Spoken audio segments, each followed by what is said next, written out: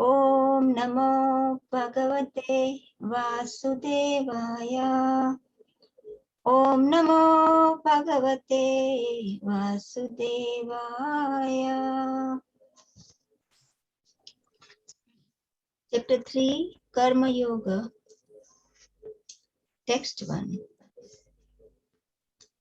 Arjuna Vacha Jayasi Cheta Karmaste Mata Buddhir Janardana Tatkim Karmani Gore Ma Niyojayasi Keshava. Hare Krishna. Arjuna said, O Janardana, O Kesava, why do you want to engage me in this ghastly warfare? If you think that intelligence is better than fruity work. Text 2. Vyamishreneva Vyakyena Buddhi Mohayasiva Me Tadekam Vad Nishchitya Yena Shreyoham Apnuyam. My intelligence is bewildered by your equivocal instructions. Therefore, please tell me decisively which will be most beneficial for me. Text 3. Shri Bhagavan Vacha Lokesmin Dvidita Nishtha Pura Prokta Mayanaka Jnana Yogena Sankhyanam Karma Yogena Yoginam. The Supreme Personality of Godhead said, O sinless Arjuna, I have already explained that there are two classes of men who try to realize the self. Some are inclined to understand it by empirical, philosophical speculation, and others by devotional service. Text 4. Na karmana manaramban naishkarmya purushosnute na cha sanyasanadeva siddhim samadhi gacchati. Not by merely abstaining from work can one achieve freedom from reaction, nor by renunciation alone can one attain perfection. Text 5. Nahi kashchit kshanam api jatu tishtati akarmakrit karyate hi avasya karma sarva prakrutjar gunai. Everyone is forced to act helplessly according to the qualities he has acquired from the modes of material nature. Therefore, no one can refrain from doing something, not even for a moment. Text 6. Karmendriyani sanyamya ya aste manasa smaran indriyarthan vimudhatma mithyachara sa uchyate. One who restrains the senses of action, but whose mind dwells on sense objects, certainly deludes himself and is called a pretender. Text 7. Yastva indriyani manasa niyamyara bhakti arjuna karmendriya karma yogam asakta sa vishishate. On the other hand, if a sincere person tries to control the active senses by the mind and begins karma yoga in Krishna consciousness without attachment, he is by far superior. Text 8. Niyatam kuru कर्म त्वं कर्म ज्यायो हि अकर्मणः शरीरयात्रापि च ते न प्रसिद्ध्येद् अकर्मणः. Perform your prescribed duty, for doing so is better than not working. One cannot even maintain one's physical body without work. Text 9. Yagnartha karmanonyatra lokoyam karma bandhana tadartham kunte mukta sangha samachara. Work done as sacrifice for Vishnu has to be performed. Otherwise, work causes bondage in this material world. Therefore, O son of Kunti, perform your prescribed duties for his satisfaction, and in that way you will always remain free from bondage. Text 10. Sahayagya praja shuštva purovacha prajapati anena prasavishya Vishyadvam Eshavosta Istakamadu. In the beginning of creation, the Lord of all creatures sent forth generations of man and demigods, along with sacrifices for Vishnu, and blessed them by saying, "Be thou happy by this yajna sacrifice, because its performance will bestow upon you everything desirable for living happily and achieving liberation." Text 11.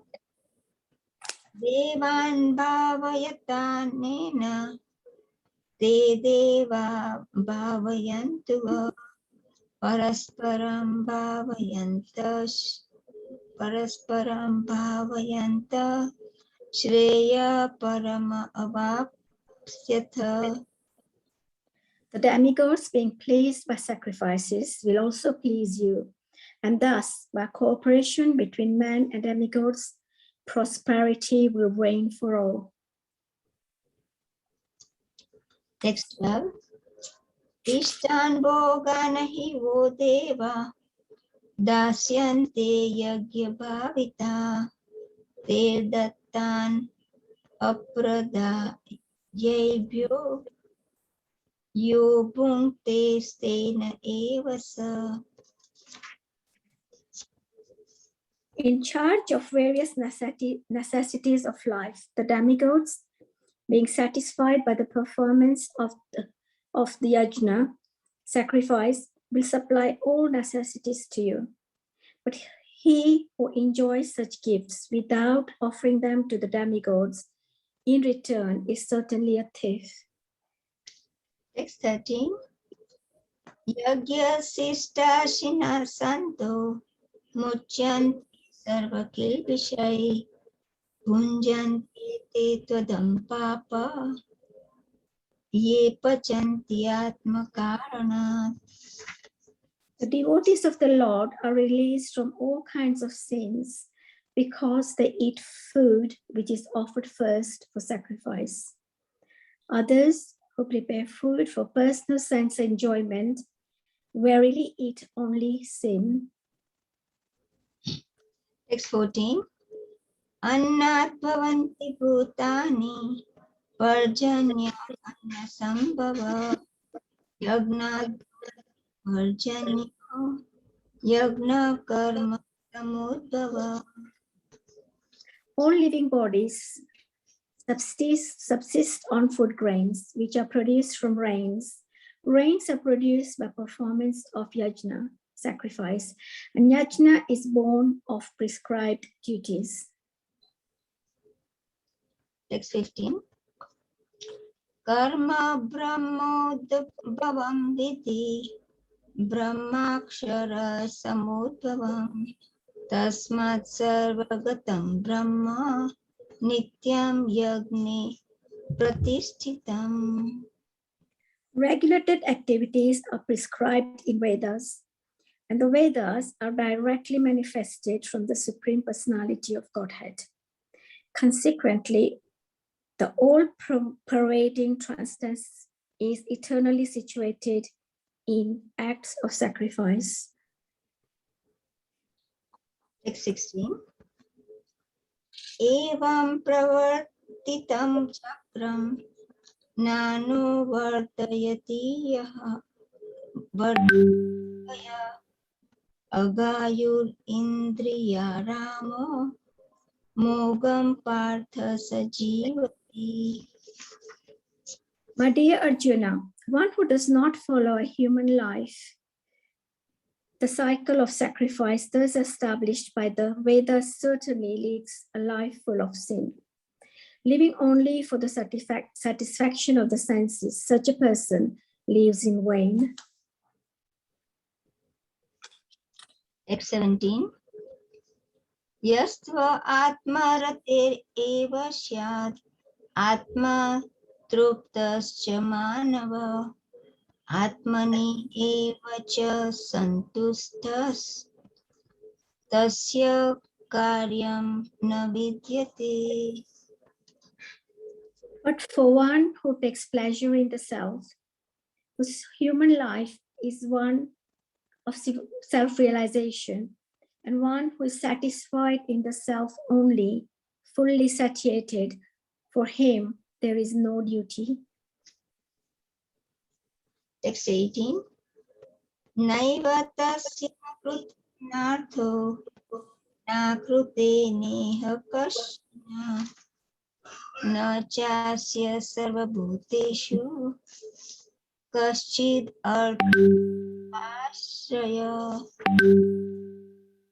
A self-realized man has no purpose to fulfill in the discharge of his prescribed duties, nor has he any reason not to perform such work, nor has he any need to depend on any other living being. Text 19. Tasmad asakta satatam karyam karma samachara asakto hi acharan karma param apnati purushaha. Therefore, without being attached to the fruits of activities, one should act as a matter of duty. For by working without attachment, one attains the Supreme. Text 20. Karmaneva hi samsiddhim asthita janakadaya lokasangraham evapi sampashyam kartum arhasi. Kings such as Janaka attained perfection solely by performance of prescribed duties. Therefore, just for the sake of educating the people in general, you should perform your work. Text 21. Yad yad acharati shreshtas tat tad eva tarojana sayat paramana kurute lokastad anuvartate. Whatever action a great man performs, common men follow, and whatever standards he sets by exemplary acts, all the world pursues. Text 22. Na me parthas kartavyam trishu lokeshu kinchana nana vaptam avaptvayam varta eva cha karmani. O son of Partha, there is no work prescribed for me within all the three planetary systems, nor am I in want of anything, nor have I a need to obtain anything, and yet I'm engaged in the prescribed duties. Hare Krishna. Hare Krishna, Prabhu. Thank you very much. Yeah, please excuse me for my any mistakes. And mine too, Prabhuji. Hare Krishna. Hare Krishna. Thank you very much, Krishnavani Mataji and Shobha. That's very nice. Thank you. So welcome everyone to today's session. We have 48, well, with me, 48 attendees today. It's nice to be in association again. Continue reading from the third chapter, Karma Yoga. Today we'll be reading text number 22. So let me share my screen.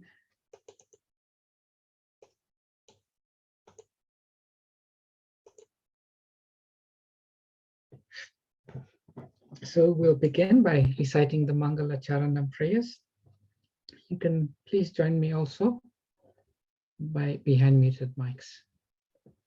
Om Jnana Timirandasya Jnananjana Shalakaya Chakshurunmalitam Jena Tasmai Shri Gurave Namaha Sri Chaitanya Manobhistam Stapitam Jena Bhutale Swayam Rupa Kadamayam Dadati Swapadantikam Vandeham Shri Guru Shri Yata Padakamalam Shri Gurun Vaishnavamscha Shri Rupam Sagrajatam Sahagana Raghunatham Vitam Tam Sajivam Sadvaitam Savadutan Parijana Sahitam Krishna Chaitanya Devam Shri Radha Krishna Padan Sahagana Lalita Shri Vishakam Vitamscha He Krishna Karuna Sindhu Dinabandhu Jagatpate Gopesha Gopika Kanta Radha Kanta Namastate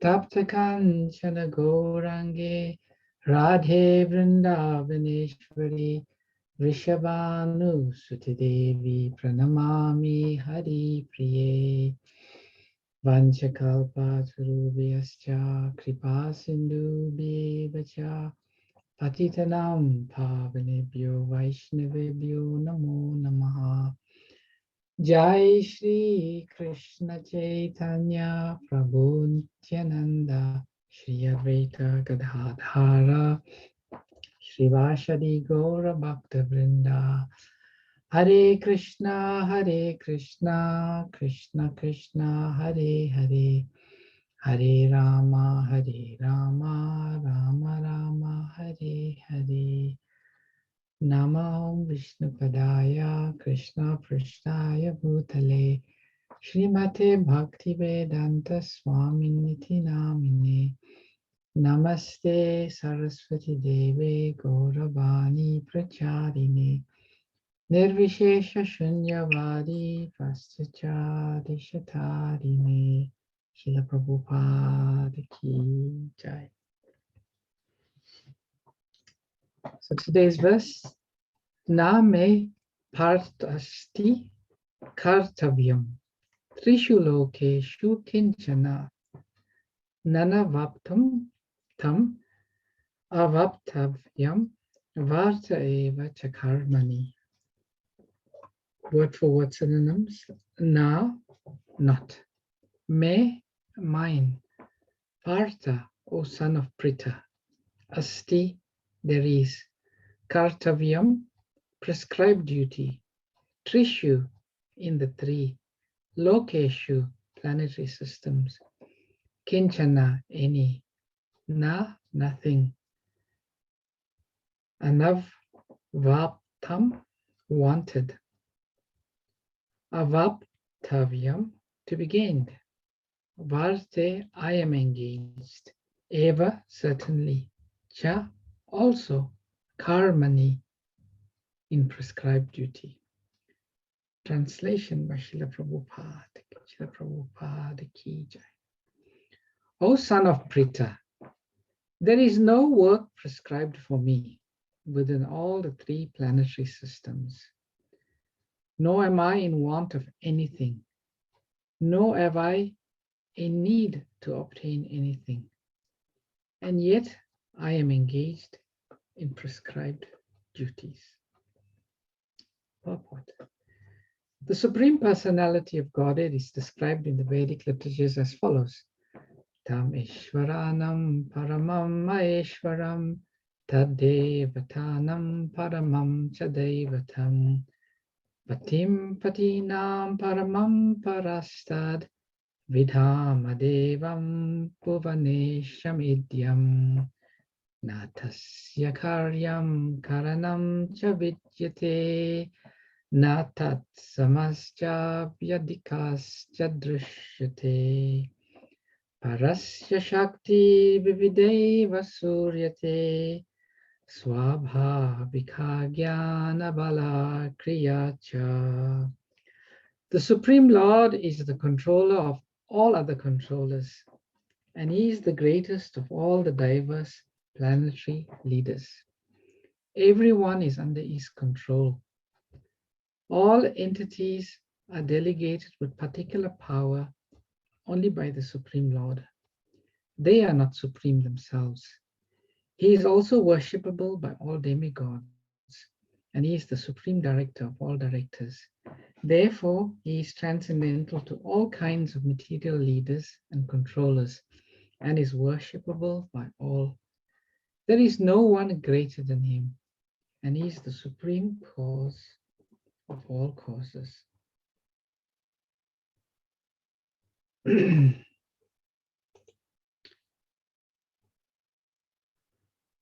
He does not possess a bodily form like that of an ordinary living entity.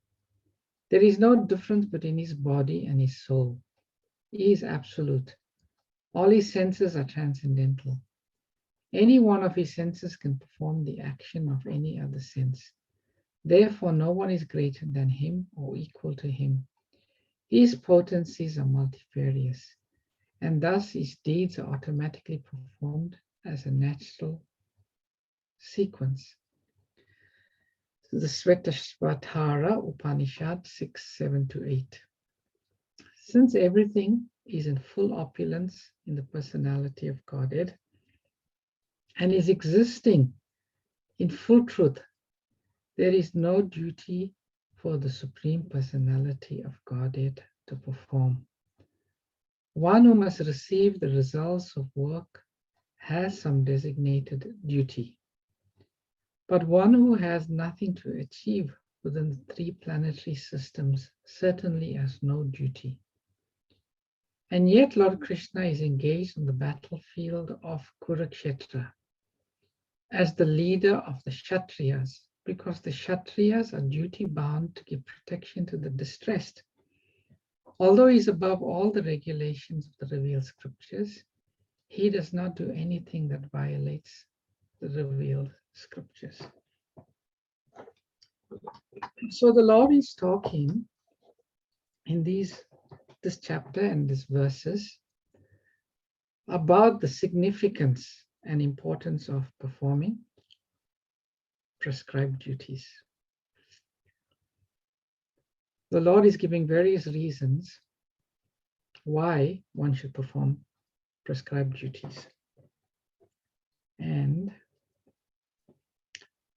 in the previous verse, the Lord has spoken about persons, and in particular about King Janaka,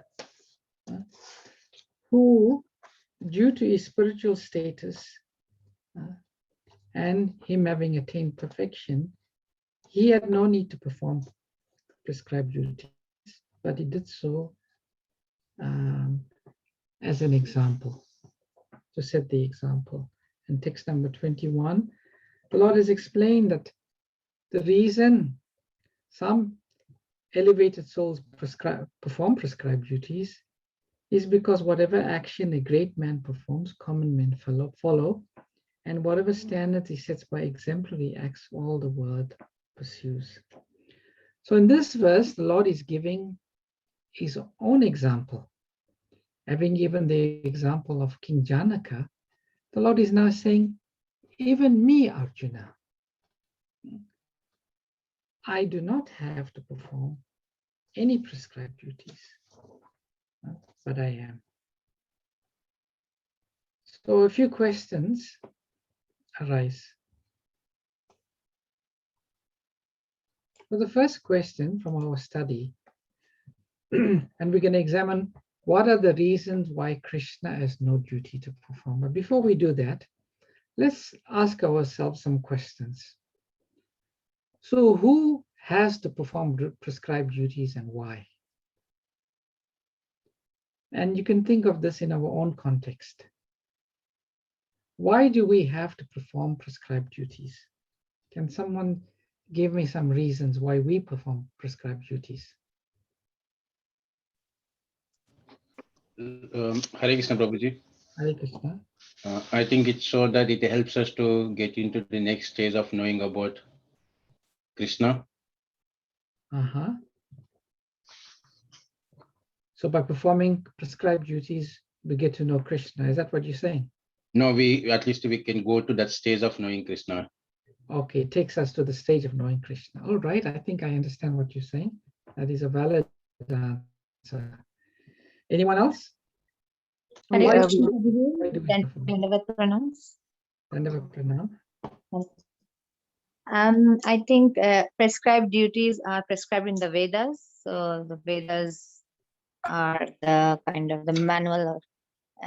We have to follow the Vedas. So Okay, that's a very good reason. We perform prescribed duties because the Vedas say so, and it is our duty to follow the Vedas. That's a good answer. Anyone else? Prabhuji, Hare Krishna. Hare Krishna. Prabhuji, I want to go back to Godhead, so I'm performing the prescribed duties. You're performing prescribed duties because you want to go back to Godhead. Okay. Yes. How does it work? What's the link here, Mataji? What is the link between performing prescribed duties and going back to Godhead? Well, Prabhuji, the link is that we're all God's children, and we've lost our way. We've come back to this material planet, and by following all his prescribed duties, I'm hoping that one day I'll be able to land on his planet. Okay. So you say that simply by performing prescribed duties, we can go back to Godhead. Chanting Hare Krishna every day, chanting the Maha Mantra.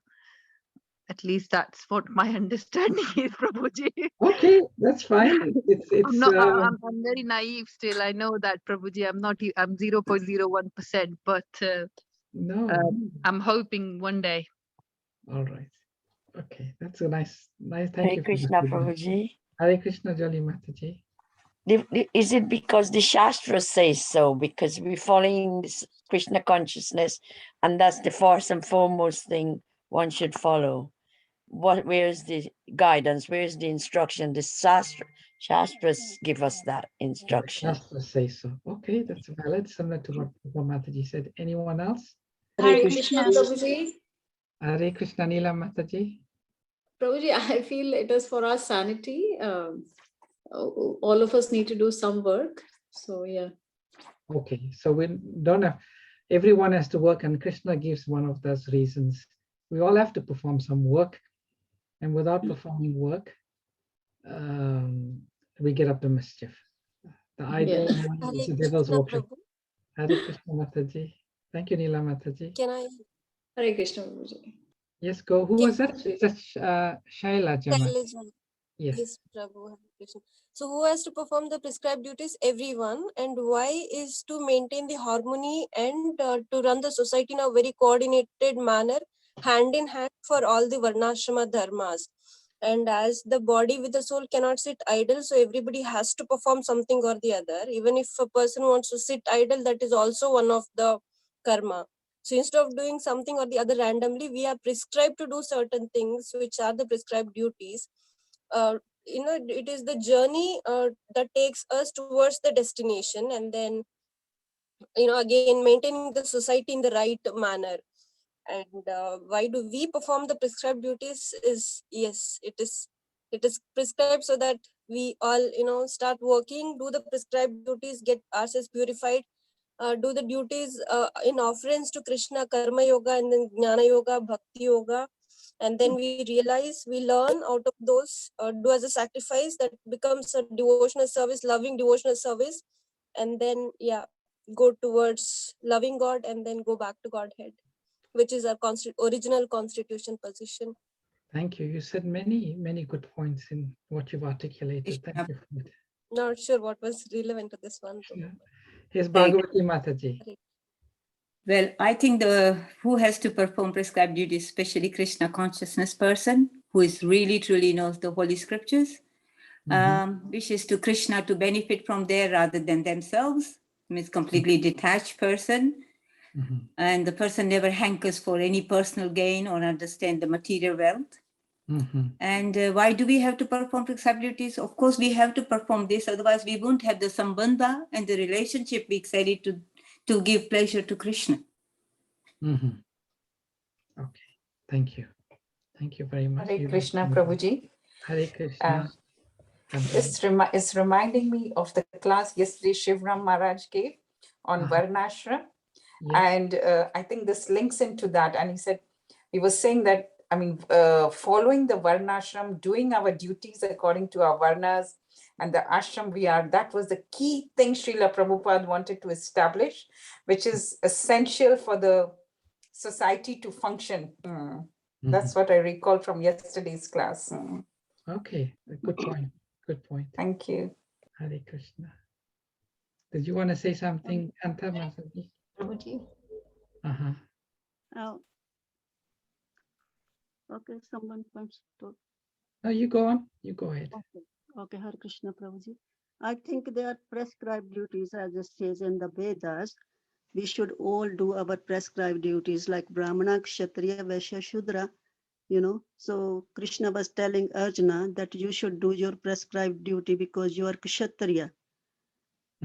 So the prescribed duties, everyone should do that, the all varnas and ashramas. Okay. Thank you. Thank you all for some very nice. Seema Mataji, did you want to add something? Hare Krishna, Prabhuji.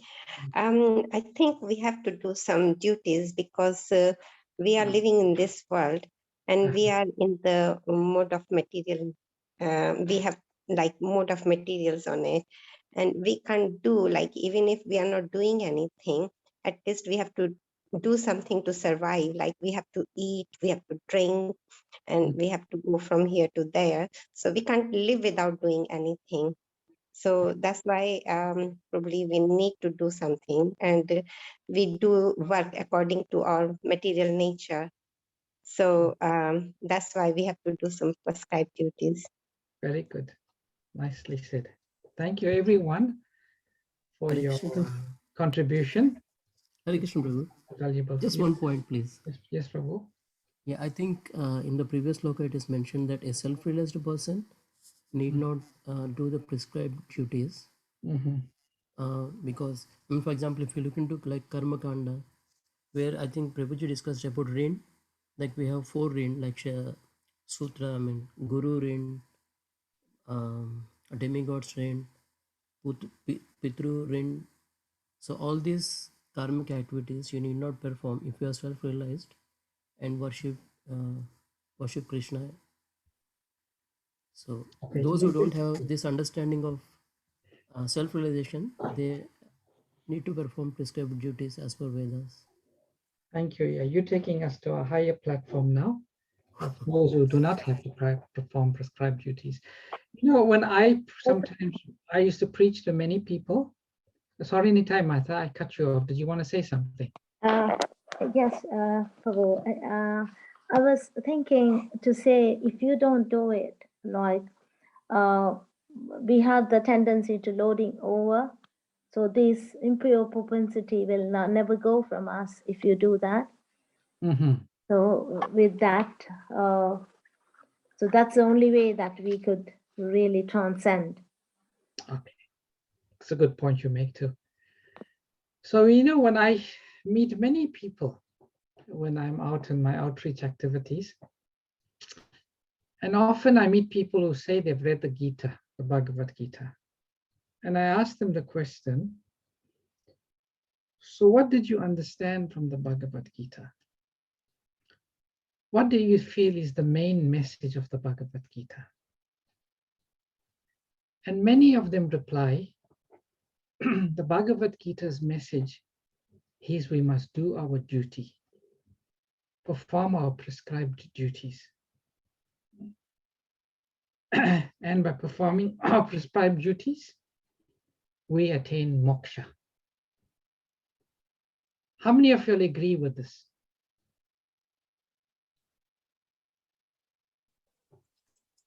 agreed, but gradually. Sorry? Slowly. Agreed it does, but gradually and slowly, Prabhu, stage by stage, and it takes a lot of time. Okay. All right. I'll I do come not back to the answer to that question. Surah Rupa Mataji, you wanted to say? Answer the question? Sorry, Hare Krishna. Yeah, I don't agree with it. Why? Because by doing our duty, and what is, first of all, we should know what the duty is. So as described in the as prescribed in the Vedas, it says like we are taking from earth and we are taking from so many things. So we have to give back to the demigods, to this. So people should know first what is duty, because people think that just going to job and earning money, that's duty. Then they can do sense gratification. That is not going to lead us to moksha. Yes. Yes. Thank you for that. So Thank let's you, Hare talk Krishna. first about this verse, and then we'll come back to some of these questions a bit more.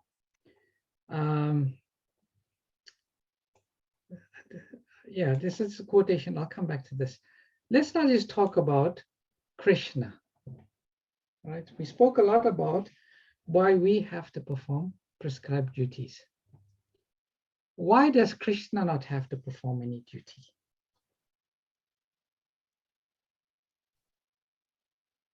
Okay, maybe we'll look at it from another perspective. Okay. Sorry, Prabhuji, can I say something? Yeah, sure. Krishna doesn't have to perform any duties because he's the Supreme Personality of Godhead. He is the source of everything. He is the creator. So he's the Supreme. That's why. He is the Lord. Hare Krishna. That's true. So maybe if we understand a bit more why we perform, which we've been discussing, prescribed duties, then it'll become clearer why Krishna doesn't have to. Firstly, one of the reasons why one has to perform prescribed duty is are those in need.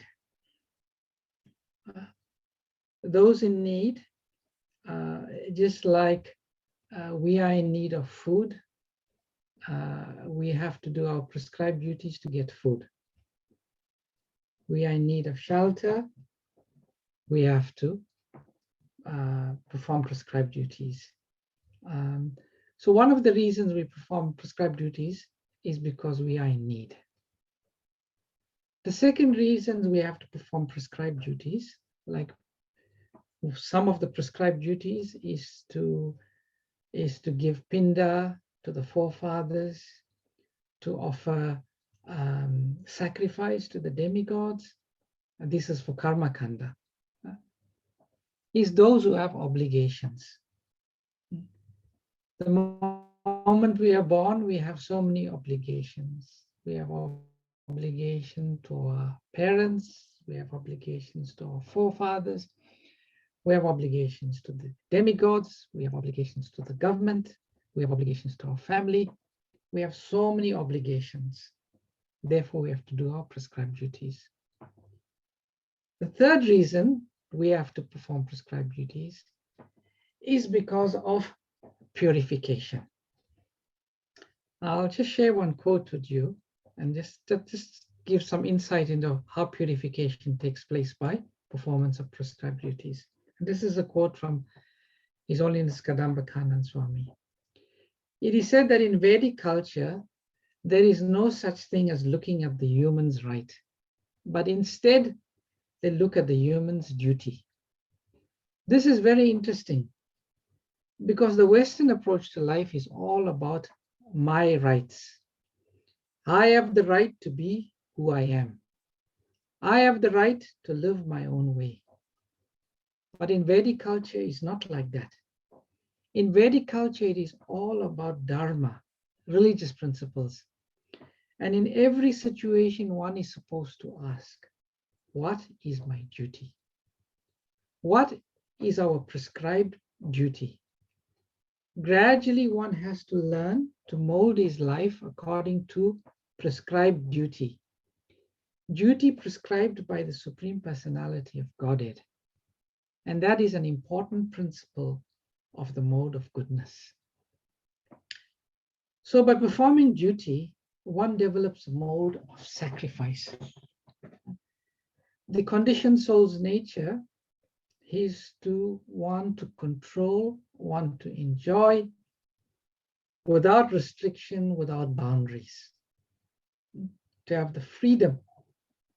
But Vedic culture means no, not like an animal. Everything should be regulated. And the moment one lives a regulated life, one has to learn tolerance. One has to learn self-control. One has to learn sacrifice for a higher purpose. And all of that starts to purify us of this nature that has kept us in the material world for so long. I am the enjoyer. I am the controller. So prescribed duties, they purify us. Now, we know Krishna. Krishna is not in need of anything. One of Krishna's description is Atmaram. He is self-satisfied. In the Nectar of Devotion, I will just think, there are 64 qualities of Krishna that are listed. And one of the qualities of Krishna that is listed, it is Atmaram, meaning he is self-satisfied.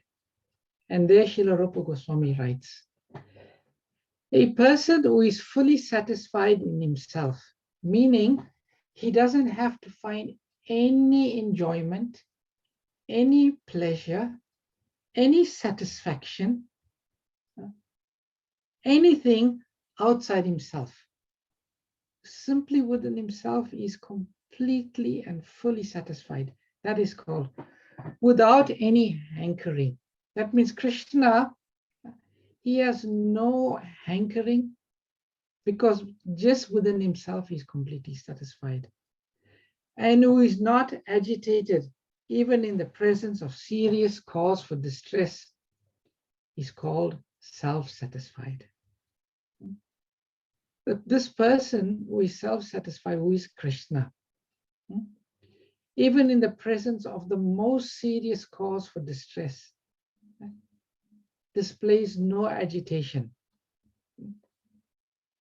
That is self-satisfied. And Srila Rupa Goswami gives two examples. An example of Krishna's self-satisfaction was exhibited when Arjuna and Bhim went to challenge Jarasandha, the formidable king of Magadha. And Krishna gave all credit to Bhim for the killing of Jarasandha. From this, we can understand that Krishna never cares at all for fame, although no one can be more famous. Krishna in this pastime, although he was the main cause for Jarasandha being killed, he gave all credit to Bhim. And he never in the least felt he should deserve some credit. And the second example, an example of his not being disturbed was shown when Shishupal began to call him ill names. All the kings and brahmanas assembled at the sacrificial arena of Maharaj Yudhisthira became perturbed and immediately wanted to satisfy Krishna by offering nice prayers. But all these kings and brahmanas could not discover any disturbance in Krishna's person. So here was Lord Krishna in the big assembly of the sacrificial arena. And in front of all these people, Shishupal was calling him all sorts of bad, ill names, completely insulting Krishna. And Krishna stood there without even the slightest disturbance. Why? Because Krishna is completely self-satisfied. He doesn't, like us, need someone to massage our ego by telling us nice things about how nice we are. Even when Krishna is insulted so badly in public, he does not feel any resentment, any anger. So Krishna is completely self-satisfied. Then Krishna is Swarat. Swarat means independent, completely independent. He does not depend on anyone and anything. And Krishna has no obligations. He doesn't have to, perform any obligations because he has no obligations to anyone. It's the opposite way around. He is providing everyone everything else. He's the cause of all causes. And then Krishna is not in need of any purification. Krishna is the supremely pure personality of Godhead.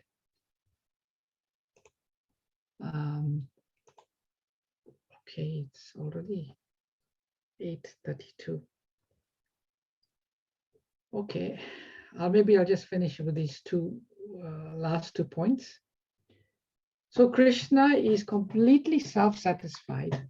Not only to speak of Krishna, even his devotees.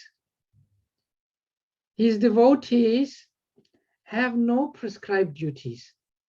His devotees are completely transcendental, but yet they perform prescribed duties. I'll read to you 2 wonderful prayers by Sri Madhavendra Puri, the spiritual master of Ishwar Puri, who was the spiritual master of Sri Chaitanya Mahaprabhu. And these are 2 beautiful prayers I always like to read. O my evening prayer, all good to you. O my morning bath, I bid you goodbye. O demigods and forefathers, please excuse me. I am unable to perform any more offerings for your pleasure. Now, I have decided to free myself from all reactions to sins simply by remembering anywhere and everywhere the great descendant of Yadu and the great enemy of Kamsa, Lord Krishna. I think that this is sufficient for me. So what is the use of further endeavors? So dear devotees, I'm reading this prayer because we should always understand that prescribed duties is not the goal. Prescribed duties, in fact, for a pure devotee, he has only one duty. And what is that duty? To love the Lord. Yes, how to please Krishna. The pure devotee thinks that is his only duty. How to please Krishna, how to please Guru, how to please the Vaishnavas. No other duties. And they feel this is sufficient. Simply by doing this one duty, I will attain all success. In the Bhagavad Gita, in one of the purports, Srila Prabhupada gives a beautiful definition of what is faith. And Prabhupada says faith means the complete conviction that simply by serving Krishna, I can attain all success in life. That is faith. And ultimately, we must even come above the stage of prescribed duties. Because prescribed duties, Vana Ashrama means act in certain Vana, certain ashram, due to the modes of nature, due to my conditioning. But as we become purified by acting, performing prescribed duties in Krishna consciousness, will become purified. And this was very nicely discussed in a conversation between Lord Sri Chaitanya Mahaprabhu and Ramananda Rai. Because of a lack of time, I won't go through that conversation now. But I'll finish off with this second prayer by Sri Madhavendra Puri. And you can see these prayers so nicely describe one who is outside prescribed duties. Let the sharp moralist accuse me of being illusioned. I do not mind. Experts in Vedic activities may slander me as being misled. Friends and relatives may call me frustrated. My brothers may call me a fool. The wealthy Mammonites may point me out as mad. And the learned philosophers may assert that I am much too proud. Still, my mind does not budge an inch from the determination to serve the lotus feet of Govinda, although I am unable to do it. So I hope these two prayers gives us the essence of what our duty is. And this is a instruction or a proclamation made by the Lord to Uddhava in the 11th canto. Thus, one who has purified his existence by execution of his prescribed duties, who fully understands my supreme position, and who is endowed with scriptural and realized knowledge, very soon achieves me. So dear devotees, I'll stop here. I see many of you have written your comments on why we should perform prescribed duties. Ajay Prabhu says, not to perform would be a sin. To please Krishna, yes, that's nice. To purify ourselves, yes, definitely. To set the example so others may also follow. If no one follows prescribed duties, it will lead to ruination. Doing such will lead to elevation of the self. Yes, very much so. All very nice examples. So the Lord has no need to perform prescribed duties, but he will do so simply to set an example, to lead by example.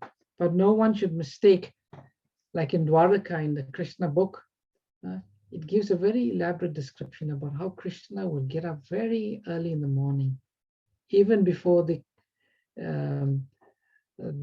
rooster would crow. He would take bath, he would meditate. And who would Krishna meditate on? On himself. On himself. Yeah. Yes, Krishna would meditate on himself. Yes. And then he would do all sorts of duties in Dwaraka. And when we read about this, we should not think that Krishna is obligated to do it. No, no. The Lord is not obligated to perform any duty, but he does so simply to teach us, simply to instruct us, simply to set the example. Yesterday we were reading about in Chaitanya Charitamrita class about Sri Chaitanya Mahaprabhu. He took sannyas. Such a strict sannyas he was. Only one set of clothes, a water pot. And it would break the hearts of his devotees to see Mahaprabhu performing such austerities as a sannyasi. But he would do that simply to set the right examples of how those in the renounced order should act.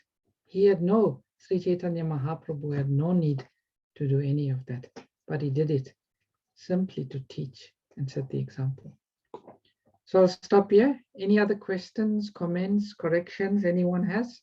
Hare Krishna Prabhu, thank you so much for the class. Very well. I'm just wondering if there's a difference between prescribed duties and bhakti yoga.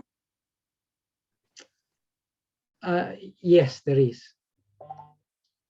Prescribed duties falls under the category of karma yoga. And you know the difference between karma yoga and bhakti yoga, Agata? Yes, theory, yes. What is the difference in your understanding? Karma yoga, oh no, it's gone blurry. Sorry, please do remind me. Anyone would like to say the difference between karma yoga and bhakti yoga? Prabhuji, can I have a go? Yeah, sure. Karma yoga is what it's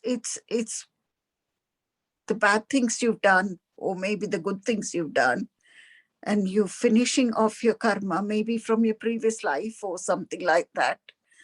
And Bhakti Yoga is trying to move forward in Krishna consciousness. So it's all praying, devotions, that sort of thing. Is that right? A little bit. It's much a bit more to it. Can I Hare type, Prabhuji? Yes, Hare would you like to say, Venkat Prabhu? Yeah, okay. I think Karma Yoga is, as we discussed, doing the prescribed duties as specified in Vedas to please Krishna. I think the Bhakti Yoga is like doing this, the 9 types of Bhakti Yoga, like Amresh Maharaj is an example where everything, Sravanam, Kirtanam, Smaranam, everything is just about Krishna. So they're like elevated resource, like Janak Maharaj is another example. They don't need to do any duties, but they are like devotees. Okay. Hare Krishna Prabhu. An interesting and good statement. Anyone else likes to say? Hare Krishna Prabhuji. Yes, Kanta Mataji. Yes, I think whatever activities we do, we should be linked with Krishna. That is Karma Yoga. Yes. And Bhakti Yoga? Bhakti Yoga is devotional service to Lord. But when someone is giving everything to Krishna, they're working and everything, that is also Bhakti? No. Whatever we do, we have to do to please Krishna. All our activities to please Okay, Krishna. so if someone is doing all their prescribed duties and thinking I'm doing this to please Krishna, is that Bhakti or is that karma? That is karma. Karma. Okay, I'll explain. There's a subtle difference. Say there is work and there's the fruits of work. Yes. Right? One in Karma Yoga, it can be completely detached from the fruits. Yes, I got it. No, we should offer the fruit. The famous example I give is a man is growing mangoes. Right? His mango tree bears 100 mangoes. Yes? So there's 2 types of Karma Yoga. Sakam Karma Yoga, you still have material desires. So he says, okay, Krishna, I'm growing mangoes. I give you 50 mangoes. I keep 50 for myself. Then you get the higher type of Karma Yogi. It's called Nishkam Karma Yogi. He grows 100 mangoes and he tells Krishna, I offer all 100 mangoes to you. You can give me what you like. That's Karma Yoga. That's the karma. Now, what is Bhakti Yoga? Bhakti Yoga is Krishna will come to this person and say, you know what? I'm not liking mangoes so much now, right? I'm feeling for apples. So stop growing mangoes, grow apples, right? Because I like apples. This person will say, but Krishna, I like growing mangoes. My family I come from a family of mango growers. I take great satisfaction in growing mangoes. I'll give you all my mangoes, Krishna, but let me grow mangoes. Right? No. That is Nishkam Karma Yoga, a devotee who will do anything for Krishna's pleasure. If he is a Brahmana and Krishna tells him, I want you to now go to the ashram and clean the devotees' toilets, he'll say, yes, Krishna. If it pleases you, I'll be a toilet cleaner. If he's a Kshatriya, and he doesn't want to fight with his family, and Krishna says, I want you to fight with your family. Okay, Krishna, I don't like fighting with my family. You want me to? I'll do it. Bhakti Yoga rises above even the desire for work. It rises even beyond our prescribed duties. A devotee is prepared to do anything for the pleasure of Krishna.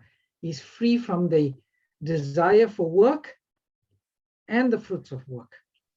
That is the difference between Bhakti Yoga and Karma Yoga. Do you understand? Brilliant. Thank you, Prabhuji. Prabhuji, in this summary, can I say Karma Yoga means doing everything for Krishna, And Bhakti Yoga means doing anything for Krishna. No. Karma Yoga means I do what I like and I offer the results to Krishna. Okay. Bhakti Yoga means I do what Krishna likes and I offer the result to Krishna. There is a difference. Okay. Okay, Prabhuji, thank you. Okay, yes. One is to put our senses, one is his senses. Yes, Prabhu, Ajay. Then, Prabhu, what is Buddhi Yoga?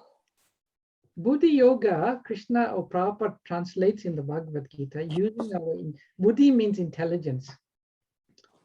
Using our intelligence or surrendering our intelligence to Krishna. What is the function of the intelligence? The function of the intelligence is to make plans. To make plans for what? Our protection and our maintenance. Okay. Real Buddhi Yoga, which is akin to Bhakti Yoga, means I surrender my intelligence to the spiritual master, right? I stop thinking that I know what is best for my protection. I know what is best for my maintenance. I go to my guru and I surrender. That is another example of Buddhi Yoga. Is also, Prabhupada makes it synonymous with Bhakti Yoga. There's the other type of Buddhi Yoga which leans more towards Jnana Yoga. That is trying to figure out Krishna, who he is, through our intelligence, with the specific intention, if I figure it out, I will get moksha or liberation. That's also a subtle form of desire, the desire for moksha or liberation. Does that answer your question, Mataji? Yes, thank you. Hare Krishna. All right, devotees, we're going over time again. Someone's asked the question. Thank you for it.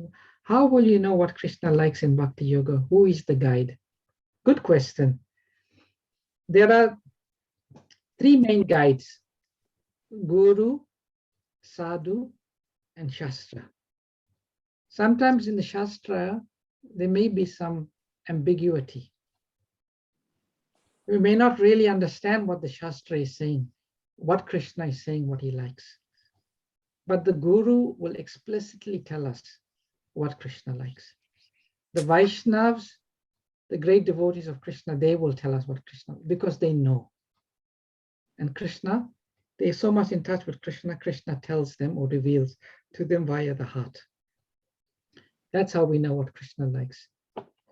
Therefore, the first principle, Srila Rupa Goswami lists in the Nectar of Devotion 64 items for devotional service.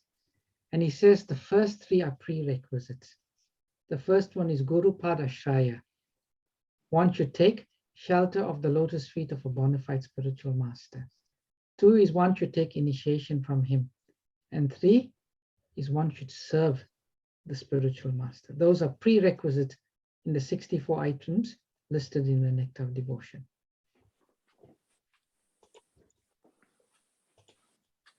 Thank you, Hare Krishna. Thank you. Hare Krishna. All right, dear devotees, thank you for your good questions and your wonderful contribution. We'll stop here and we'll end with the Nectar of Devotion is a book. Yes, it's the book by Srila Rupa Goswami. This book here, where do I have it? Srila Prabhupada translated. This is the complete science of devotion. If you ever want to know how to become a devotee, study Nectar of Devotion. Thank you so much, Hare Krishna. Thank you. Okay, we'll finish with Vaishnava Pranams. Let us offer our respectful obeisances unto all the Vaishnava devotees of the Lord, who are just like desired trees, for they can fulfill the desires of everyone and they're full of compassion for all the fallen conditioned souls. Thank you for the wonderful class. Hare Krishna, Prabhuji.